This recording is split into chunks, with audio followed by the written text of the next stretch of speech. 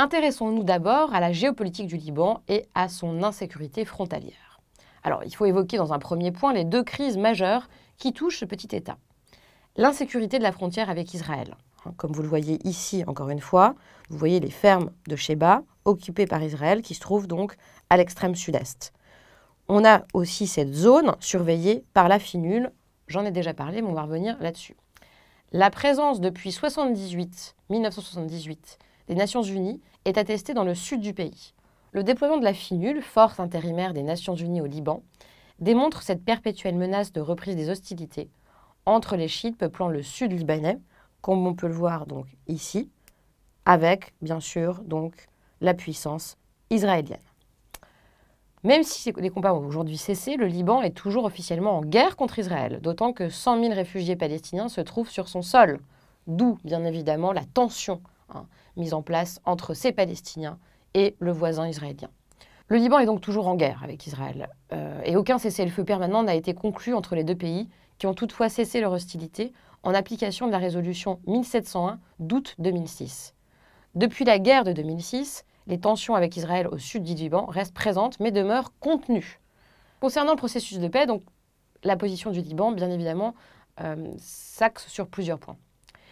Le soutien de la création d'un État palestinien indépendant avec la capitale de Jérusalem qui soit officialisée.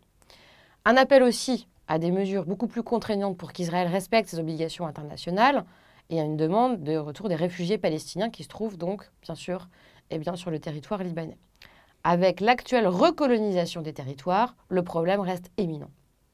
Les conséquences aussi, dans le deuxième point majeur pour comprendre la géopolitique du Liban, les conséquences de la crise syrienne. La crise syrienne a un impact direct et permanent sur le maintien de la sécurité du Liban depuis l'été 2012.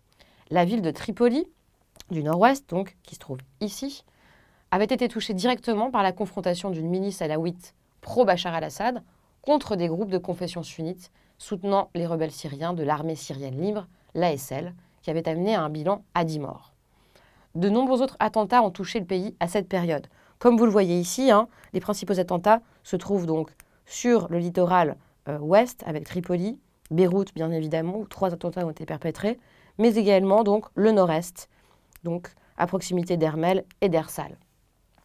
Août 2012 symbolise depuis le signal fort de l'imbrication du conflit syrien dans les structures politiques, sociales et économiques du Liban.